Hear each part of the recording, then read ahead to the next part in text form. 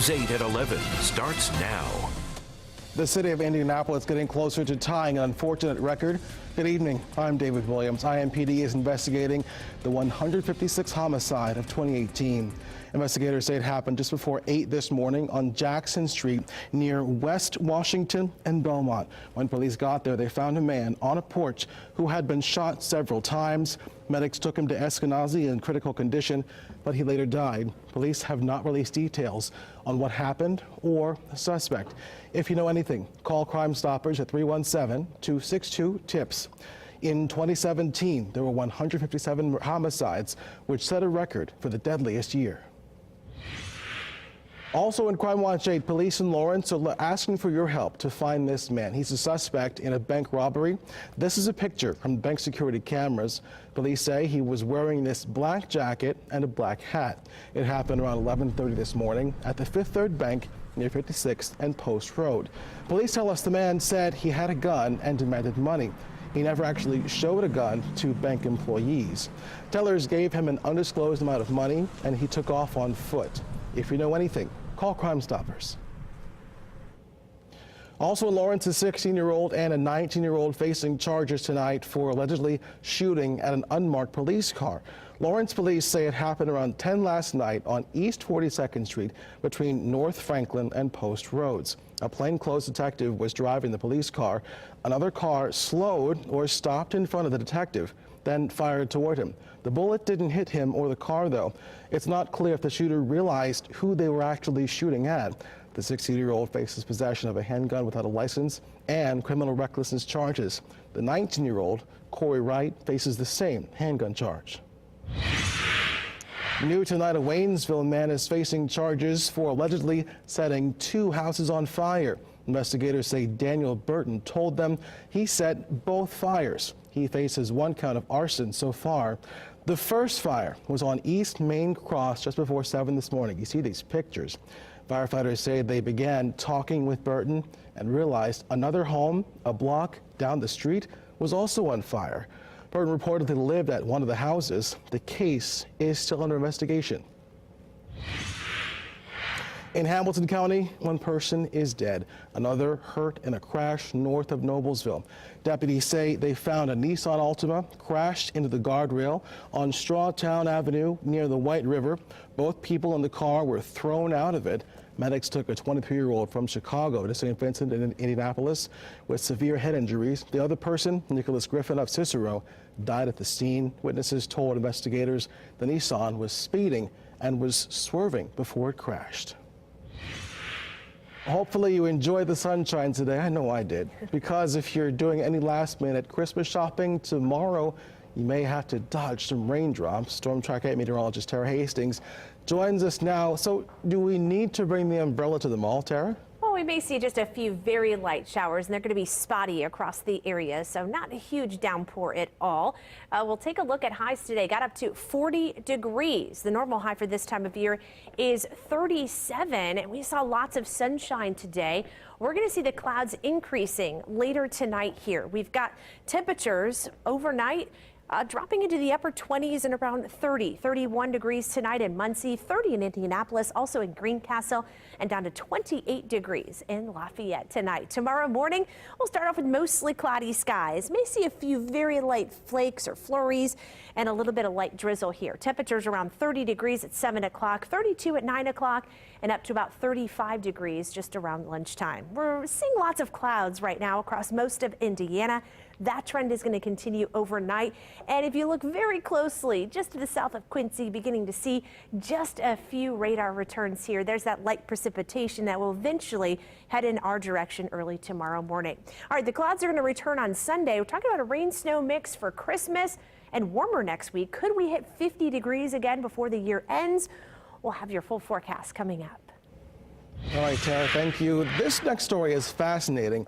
An Indy woman is asking for your help tonight, tracking down the owner of a lost war medal. The woman found the service medal in Carmel and has been trying to track down its owner for more than 24 hours now.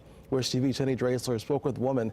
Jenny, why has the search been so hard? Well, David, I'll tell you what, David, the name on the medal is a pretty common one. I spoke with Diana Ebling. She was in tears as she explained to me just how much it would mean to her to return this war medal to its rightful owner, all in time for Christmas. But the search for the man who the medal belongs to isn't going anywhere fast.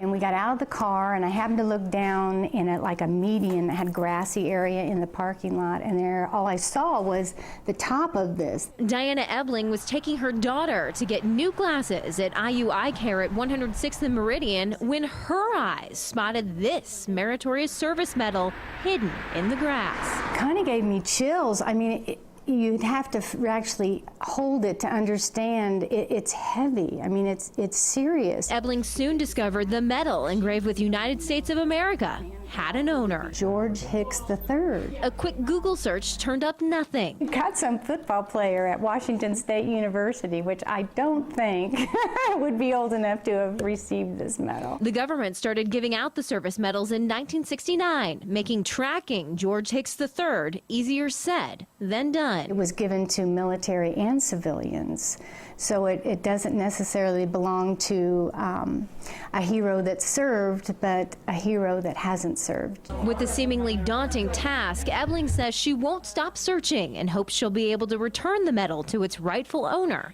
in time for Christmas. I think it would make my Christmas brighter. If you know who the medal might belong to, reach out to Wish TV on Facebook, Twitter, or just click on this story on our website at wishtv.com for more information. Jenny Drasler, Wish TV News 8. Thank you. Coming up, the government partially shut down tonight. How long? Lawmakers believe thousands could be furloughed, and the progress on striking a deal.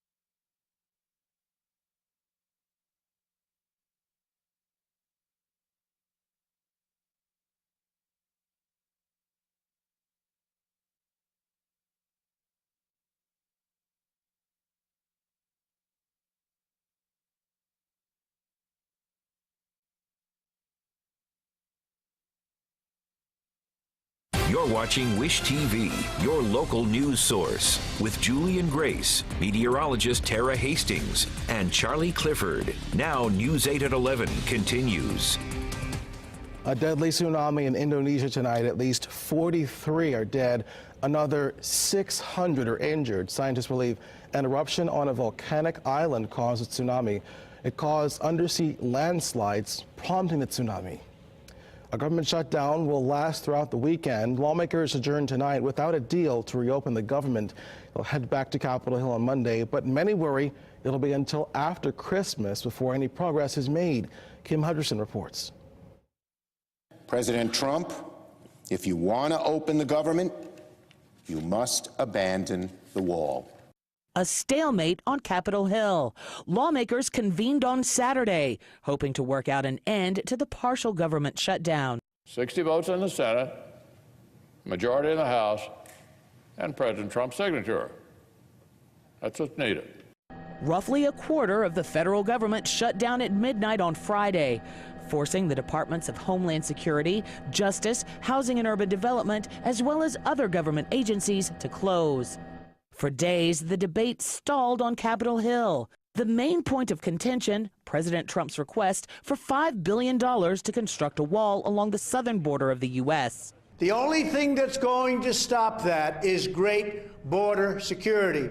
With a wall or a slat fence or whatever you want to call it. But we need a great barrier. But Senate Democrats disagree, shifting the blame back to the president. So the Trump shutdown isn't over border security. It's because President Trump is demanding billions of dollars for an expensive, ineffective wall that the majority of Americans don't support. I'm Kim Hutcherson reporting. Not everything government run is shutting down, though. The Statue of Liberty and Ellis Island will stay open. The governor of New York says the state is stepping in to run them with an agreement with the Department of the Interior. New York will now pay $65,000 a day to fund the National Park Service personnel and the cost of operations. Meanwhile, the president tweeted this, a picture of what he says is the border wall design. He says it's a steel slat barrier, which is, quote, totally effective, while at the same time, beautiful. We've got some clouds moving in across the state of Indiana, but if you're traveling, looking pretty good here across the map. But we have a couple of wintry mixes that we're going to be tracking in the next coming days. Your full forecast is coming up.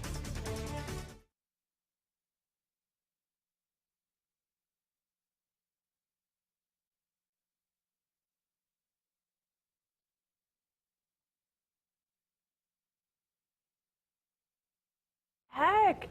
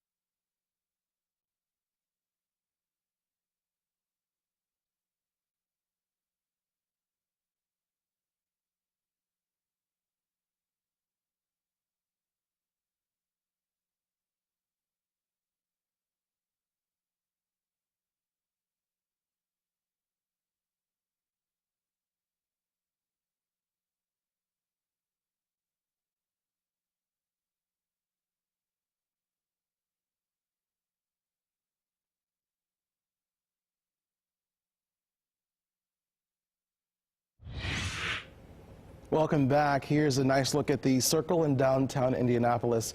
It's a cool evening, but you can still see there's some people driving around pretty slowly on the Circle, and you see those lights too. Meteorologist Tara Hastings is here with our forecast. You said you saw something really special on your first time down there tonight. Yeah, so I drove down there. First of all, it was packed, but I also saw Santa and he was riding a red motorcycle. Wow. I did not see a sleigh of presents. Or any reindeer. Or any reindeer, but I did see Santa and I waved to him. But it's gorgeous down there. It is. It's so nice. Yeah.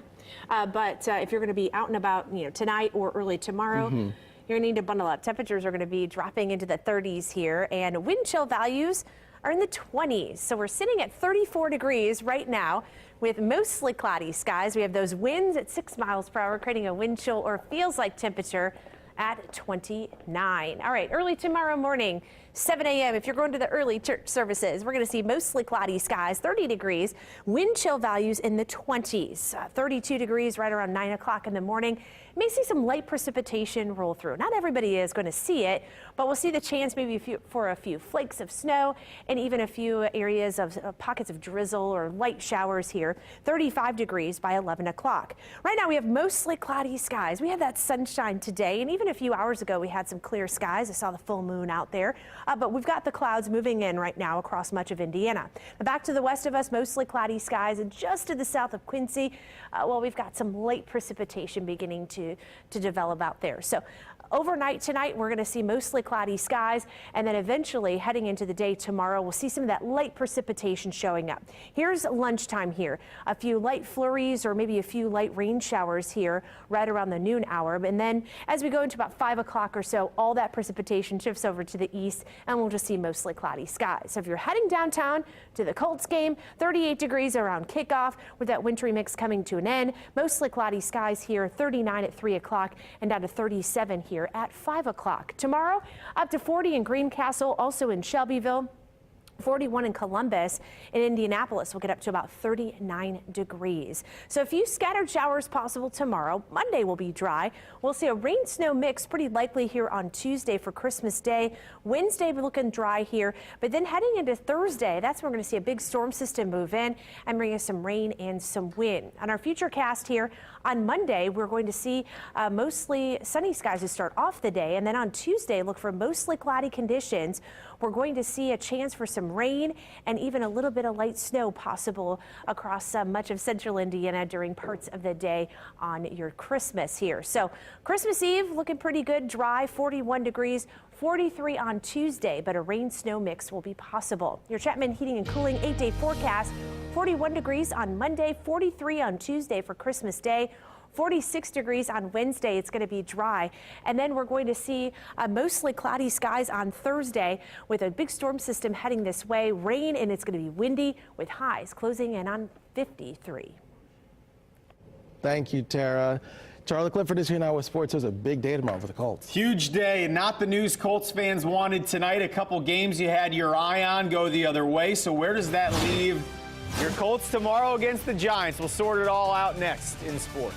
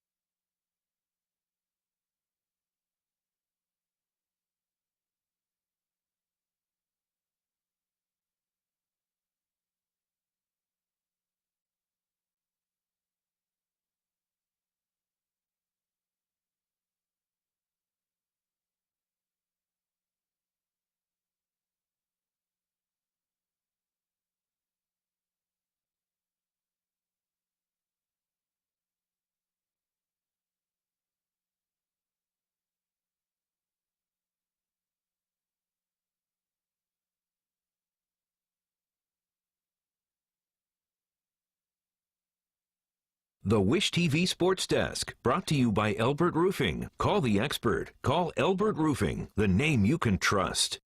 Evening, everybody. Thank you for stopping by. Colts fans, there are no gifts delivered to your doorstep tonight with a Los Angeles postal code. The plan this weekend in Indy, beat the Giants, and then keep that remote close. Keep an eye on the Chargers and also the Steelers. Can the Ravens go out west and get a win?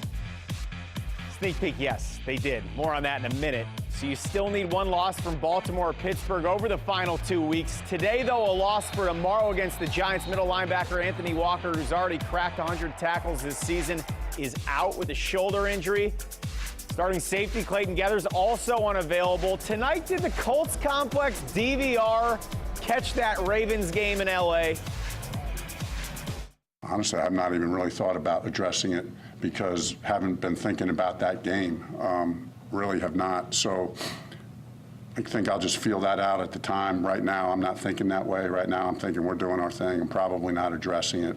I don't see why I would. I have that much confidence and belief that the guys are focused in on what they need to be focused on. I'll be honest, I don't, and I didn't know they play Saturday night, and we'll have our meetings, and if it's on in the team room, I'm sure it'll be watched, but no different than any other college or NFL game that we always watch. Oh, I assume that team room was standing room only tonight. Baltimore pulls it out in LA. 22-10 game, just went final, so the Ravens moved to 9-6. The Titans also moved to 9-6. They survive a scare from the Redskins at home. So this means take care of the Giants and then watch what Pittsburgh does in the late game tomorrow in New Orleans. And there you go. We'll keep you posted. Closing time's a tricky subject this week for the Pacers. The NBA admitted the refs kicked 2 calls that cost the Pacers in back-to-back games. Victor Oladipo last night decides let's take the refs out of it.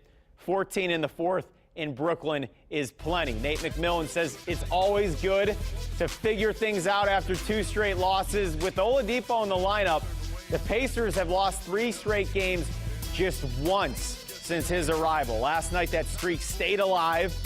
The Wizards circle back to the Fieldhouse tomorrow, and no more Mr. Nice Fit. I thought he played angry. I thought, I love his attitude, coming out the second half, being aggressive, and, making plays. And, that's what he